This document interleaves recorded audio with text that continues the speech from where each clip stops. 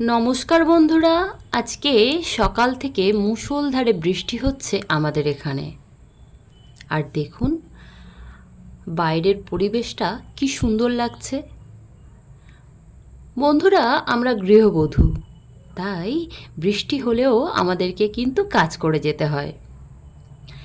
এখন দুপুরের খাওয়ার পর বৃষ্টিটা একটু কমে গেছে আর চলে এসেছি ছাদে। আর কিছুটা মঞ্জরি সহ তুলসী গাছের পাতা সহ ডাল কেটে নিচ্ছি। কেন? কারণ এই মঞ্জরি সহ তুলসী পাতা দিয়ে চা খাওয়া হবে। হ্যাঁ বন্ধুরা, তাছাড়া আমার বাড়িতে বাচ্চা আছে, সেই বাচ্চাকেও এই তুলসী পাতা আমি খাওয়াবো চা করে। যেহেতু এখন বর্ষাকাল, একটা স্যাঁতসেঁতে ওয়েদার, বাড়ির ভিতরে আমরা বিভিন্ন রকম ভিজে জামা কাপড় মেলছি, সেই কারণে খুব সহজেই কিন্তু আমাদের মধ্যে ঠান্ডা লাগার প্রবণতা দেখা দিচ্ছে। আর বাচ্চাদের তো কোনো কথাই নেই, ওদের তো আরও তাড়াতাড়ি ঠান্ডা লেগে যাচ্ছে।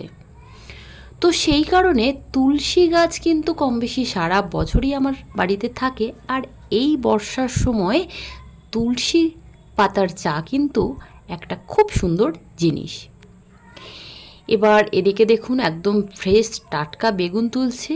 হ্যাঁ বন্ধুরা, আজকে ভাবলাম রাত্রে খিচুড়ি এবং বেগুন ভাজা খাওয়া হবে, তো সেই কারণে ছাদ বাগানের গাছ থেকে টাটকা বেগুন তোলা চলছে।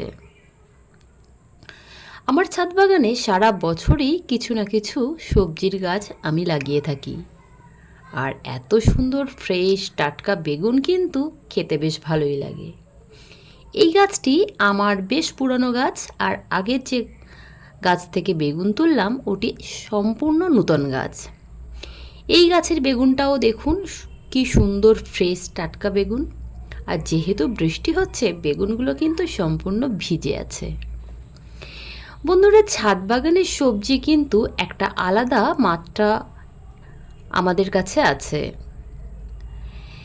কারণ আমরা ছাদ বাগানে নিজেরা খাওয়ার জন্যে বিভিন্ন সবজি চাষ করি। সেখানে সবজি ছোট সাইজের হলেও, ফলগুলো ছোট ছোট হলেও, সেই ফলের কিন্তু একটা ভালোবাসাই আলাদা, আর সঙ্গে টেস্ট। এখানে বরবটি গাছটি দেখুন, বেশ ভালো রকম বরবটি হয়ে আছে। একদিন ছাড়া একদিন পরপর আমি বরবটি তুলছি আমার গাছ থেকে। দেখুন কত পরিমাণে বরবটি তুলেছি, আরও বেশ কিছু বরবটি আছে, সেগুলোকে তোলার চেষ্টা করছি। যেহেতু ছাদের একদম সাইড দিয়ে আমার এই গাছগুলো লাগানো আছে, সেই কারণে তুলতে একটু প্রবলেম হচ্ছে। বন্ধুরা, এই সময় আমাদের ছাদ বাগানের গাছগুলোতে যথেষ্ট পরিমাণে পোকার আক্রমণ ঘটে। আমার গাছগুলোতেও দেখুন একটা দুটো পোকা লাগছে, কিন্তু অনেক দিন হলো কোনো রকম কোনো স্প্রে করা হয়নি। তো যদি আমরা এক দুবার স্প্রে করতাম তাহলে গাছগুলো এতটা খারাপ হতো না। তারপরেও ওরা কিন্তু ফল বা সবজি দিতে কোনো রকম কোনো কার্পণ্য করছে না। এই যে ছাদ বাগানে আমরা যতটুকু সবজি ফলাই না কেন বা যতটুকুই সবজি পাই না কেন, সেই ততটুকু সবজিতেই আমাদের কিন্তু মন যেমন ভরে ওঠে, ঠিক তেমনভাবে সংসারের বেশ কিছুটা হলেও চাহিদা পূরণ হয় আমাদের এই ছাদ বাগানের সবজি দ্বারা।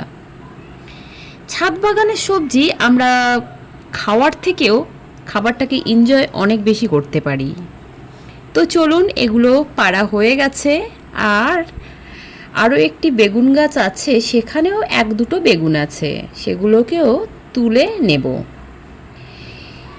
বন্ধুরা, এই বেগুন গাছটি একটি ড্রামের মধ্যে বসানো আছে। আর এই বেগুন গাছটি হলো সব থেকে পুরনো বেগুন গাছ আমার ছাদ বাগানের। এই বেগুন গাছে একটা দুটো করে বেগুন হচ্ছে, তাই আর তোলা হচ্ছে না। এবার এই গাছটাকে তুলে আবার নতুন করে আমি বেগুন গাছ বসিয়ে দেব। যেহেতু আমরা ছাদ বাগানে সারা বছর কম বেশি সবজি ফলাতে পছন্দ করি, বা বিশেষত আমি, তাই সবজির উপরে আমার সারা বছরই অন্যরকম একটা আকর্ষণ থাকে। দেখুন বন্ধুরা, আজকের ছাদ বাগানের প্রাপ্তি হিসাবে এই সবজিগুলো আমি এখন তুললাম। অবশ্যই কিন্তু কমেন্ট করতে ভুলবেন না আমার গাছের সবজিগুলো কেমন লাগছে। আর বন্ধুরা, অবশ্যই ভিডিওটি ভালো লাগলে প্লিজ একটি লাইক করে যাবেন, আর কমেন্ট করে জানাতে ভুলবেন না কেমন লাগছে আমার ভিডিও। এদিকে আমার যে লেবু গাছ আছে বেশিরভাগ লেবুগুলো পাড়া হয়ে গেছে, আর 2-4টে লেবু আছে। দেখুন প্রত্যেকটি লেবু কিন্তু যথেষ্ট বড় সাইজের। বন্ধুরা, আমার ছাদ বাগানে বিভিন্ন রকম লেবু গাছ আছে, ফলের গাছ আছে। তার মধ্যে প্রত্যেকটি গাছেই যে ফল হচ্ছে বা হয় এটা আমি কিন্তু কখনোই বলি না, কারণ কোনো গাছ ছোট। প্রত্যেকটি গাছ একটা নির্দিষ্ট সময়ের পরেই ফল দেয়। আর আমি আমার ছাদ বাগানে যে গাছগুলো কিনে নিয়ে এসেছিলাম প্রথম দিকে, একদম ছোট ছোট গাছ কিনেছি একটু টাকা সাশ্রয় করার জন্যে। এখানে দেখুন একটি সিঙ্গেল প্যাটেল অ্যাডেনিয়াম আছে, আর কালারটা কিন্তু অসম্ভব সুন্দর। বন্ধুরা, এই গাছটি 18-19 বছরের পুরনো গাছ, অর্থাৎ আমার বিয়ের অনেক আগেই আমার শ্বশুর বাড়িতে এই গাছটি ছিল, আর সেই গাছটিকেই আমি এখন পরিচর্যা করে রেখেছি। আর এদিকে দেখুন আমার ছোট্ট একটি গোলাপ গাছে তিনটে গোলাপ ফুল ফুটে আছে বন্ধুরা, আর গোলাপের ভারে ডালটা একদম নিচে ঝুঁকে পড়ে গেছে। আরও একটি গোলাপ গাছ, এখানে পাপড়িগুলো ঝরে গিয়েছে। এই গাছটাতেও প্রচুর পরিমাণে গোলাপ হচ্ছে। আর এই দিকে এই যে গোলাপটি দেখছেন, এই গোলাপটার কিন্তু খুব সুন্দর একটা গন্ধ আছে। তো বন্ধুরা, এই ছিল ছোট্ট আজকের একটি ভিডিওটি যারা সম্পূর্ণ দেখলেন তাদেরকে অসংখ্য ধন্যবাদ। সকলে ভালো থাকবেন, সুস্থ থাকবেন, আর অবশ্যই আমার চ্যানেলটিকে সাবস্ক্রাইব করে পাশে থাকবেন। সকলকে আজকে ধন্যবাদ।